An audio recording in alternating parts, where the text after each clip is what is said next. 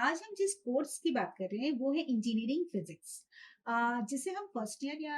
First semester second semester में पढ़ते हैं किसी ब्रांचेस में। तो बेसिकली इंजीनियरिंग फिजिक्स है क्या? इंजीनियरिंग फिजिक्स अगर हम ट्रेडिशनली बात करें तो इंजीनियरिंग साइंस या physics not necessarily confined to a particular branch, एक पर्टिकुलर ब्रांच के लिए नहीं है वो। अगर हम बात करें तो उसके अंदर हम क्या क्या पढ़ते हैं, हर ब्रांचेस के लिए कहीं ना कहीं वो एप्लीकेबल है, वो चाहे सिविल हो, चाहे मैकेनिकल हो, चाहे इलेक्ट्रिकल हो, इलेक्ट्रॉनिक्स हो, कंप्यूटर हो या आईटी हो या ऑटोमोबाइल हो, पेट्रोकेमिकल हो।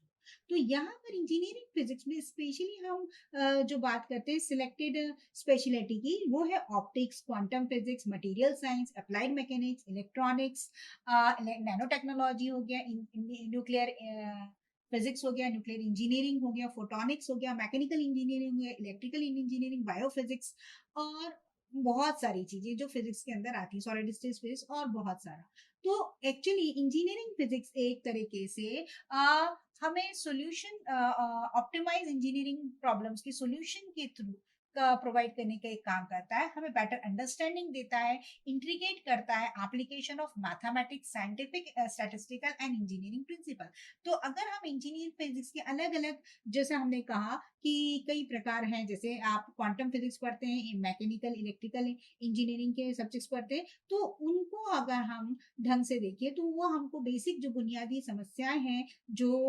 उस पर्टिकुलर ब्रांच से रिलेटेड है उनको समझने, उनको एनालाइज करने और उनके उनके सॉल्यूशन निकालने में हेल्प करता है। तो अगर मैं ये बोलूं तो एक ऐसी डिसिप्लिन है जो कि एक क्रॉस फंक्शनैलिटी एंड ब्रिज की तरह काम करती है, जो कि थ्योरेटिकल साइंस और प्रैक्टिकल इंजीनियरिंग के बीच में जो गैप है उसको भरने का काम करती है और हमको एम्फोसिस करती है कि हम रिसर्च, डेवलपमेंट, डिजाइन और एनालिसिस कर सकें, हम प्रॉपरली प्रॉब्लम को एनालाइज कर पाए, उसके लिए सॉल्यूशन निकाल पाए इन बेसिक प्रिंसिपल्स, इंजीनियरिंग फिजिक्स के प्रिंसिपल के तहत। तो हम यहाँ पर देखेंगे कि हम किस तरह से इस ब्रिज को भर सकते हैं बाय इंजीनियरिंग फिजिक्स। तो पहली यूनिट जो हम पढ़ रहे हैं जो कि सब ब्रांचेस के लिए है, वो है आपका क्वांटम फिजिक्स। इस क्वांटम फिजिक्स में हम देखेंगे ड्रॉबैक क्या है, क्वांटम क्लासिकल फिजिक्स की, क्वांटम फिजिक्स की आवश्यकता क्या पड़ी,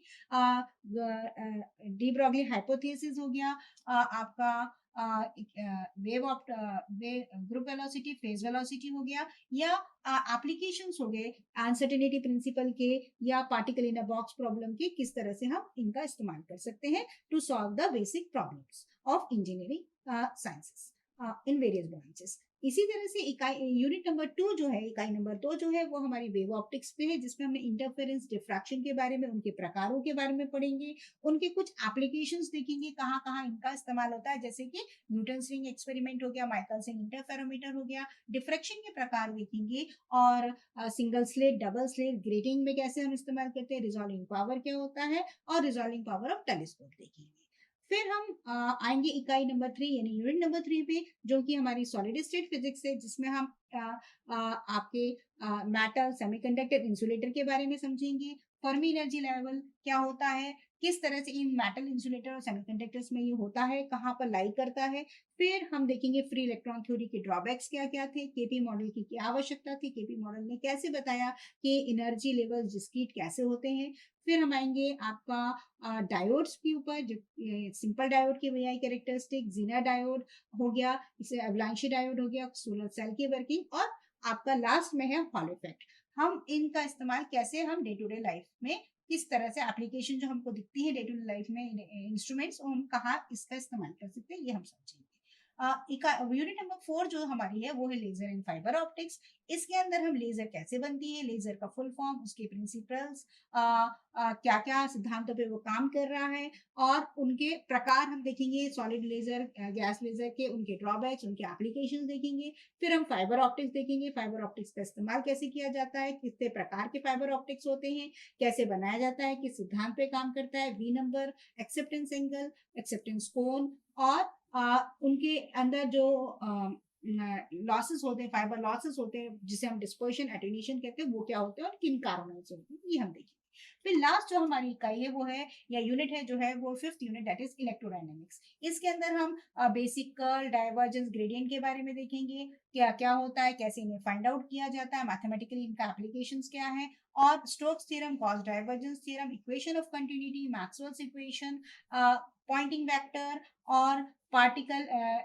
डिस्ट्रीब्यूशन कंटिन्यूअस और नॉन कंटिन्यूअस मीडियम में कैसा होता है और उनके कहाँ इस्तेमाल किए जा सकते हैं, इनके बारे में हम डिटेल में देखेंगे। जब आप ये पांचों यूनिट को अच्छे से पढ़ लेंगे तो आप अलग अलग आइडेंटिफाई कर पाएंगे कि क्वांटम मैकेनिक्स के बेसिक सिद्धांत कहाँ कहाँ डेली लाइफ में लग रहे हैं और कौन सी इंजीनियरिंग प्रॉब्लम्स है जहां पर हम उनका इस्तेमाल करके हम उन प्रॉब्लम्स को सॉर्ट आउट कर सकते हैं। इसी तरह से वेव ऑप्टिक्स की जो बेसिक सिद्धांतों को पढ़ के आप एनालाइज कर पाएंगे, आइडेंटिफाई कर पाएंगे प्रॉब्लम्स को, डिजाइन कर सकेंगे इंस्ट्रूमेंट्स को कि कहाँ पर और हम कुछ रिसर्च के फील्ड में भी आगे बढ़ सकेंगे। इसी तरह से इकाई नंबर तीसरी जैसे हमारी सॉलिड स्टेट फिजिक्स थी, इससे हम आइडेंटिफाई कर पाएंगे कि जब हम बेसिक सॉलिड स्टेट्स के प्रकारों को पढ़ेंगे और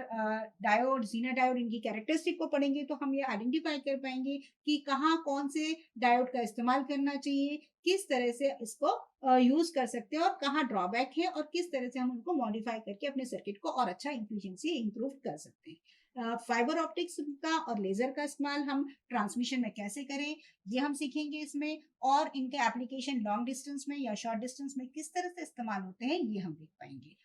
लास्ट यूनिट इलेक्ट्रोडायनेमिक्स, इसमें हम देख सकेंगे इलेक्ट्रोस्टैटिक्स फील्ड का किस तरह से इस्तेमाल होता है, हम कहाँ कहाँ इनका इस्तेमाल कर सकते हैं, कहाँ इसका एप्लीकेशन से उनको हम उन रीजंस को आइडेंटिफाई कर पाएंगे और अगर हम प्रॉपरली उनके सिद्धांतों को ढंग से समझ सके तो हम उनको कहाँ अप्लाई करके हमारी बेसिक इंजीनियरिंग प्रॉब्लम्स जो है उनको सॉल्व करने की कोशिश करें। तो हम अब इस तरह से हम आगे बढ़ेंगे अपने सिलेबस कंटेंट की तरफ। Thank you for watching.